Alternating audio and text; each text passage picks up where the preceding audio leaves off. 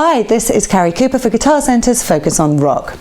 Now today we look at a track that not only counts as one of the most radio played rock tracks of all time since its release in 1970, but a number that all but saved the careers of one particular band at the time. Free's All Right Now is firmly etched in the minds of the rock world, and it might be safe to say that nearly every human on the planet can sing along to that infamous chorus, whether they've even heard of the band or not. So, what's the story behind the familiar rocking anthem, and how did it become such a solid staple of the 21st century's ears? Well, All Right Now was not a song written in a particularly organic fashion, but one that was spurred on by the realization that the band were lacking in a high-energy hit for their crowd to get their teeth into. The track was created after a particularly bad gig in Durham, England. Their repertoire at the time consisted of slow and medium-paced blues songs. As drummer Simon Kirke explained, "We finished our show in Durham and walked off the stage to the sound of our own footsteps. The applause had died even before I'd left the drum riser.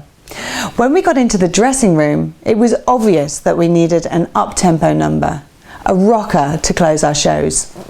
All of a sudden, the inspiration struck bass player Andy Fraser, and he started bopping around singing All Right Now. He sat down and wrote it there in the dressing room. It couldn't have taken more than 10 minutes. The track, which is essentially about a guy who picks up a girl on the street and took her home to my place, really hit its stride after it was performed at the Isle of Wight Festival in the UK on the 31st of August 1970, where over 600,000 rockers rocked up to soak up the very best of the fun-loving scene. And from there it would go on to become one of the most solid rock staples of radio at the time, with LA DJ Joe Benson telling Paul Rodgers live on air that All Right Now is playing over the airwaves somewhere around the world every 45 seconds.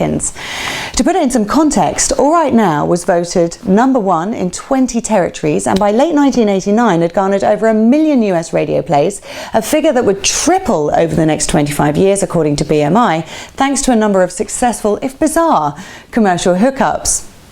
So why did the track surface with such an explosion again in the 90s? Well, remixed and re-released by Island Records, they owned all the publishing for the Mammoth record at the time.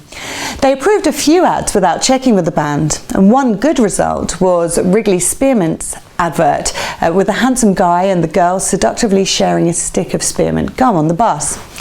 A less satisfactory tie-in came when the song was used to advertise a foot odour powder on TV.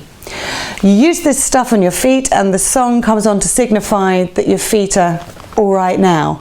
You see, Rodgers said acidly.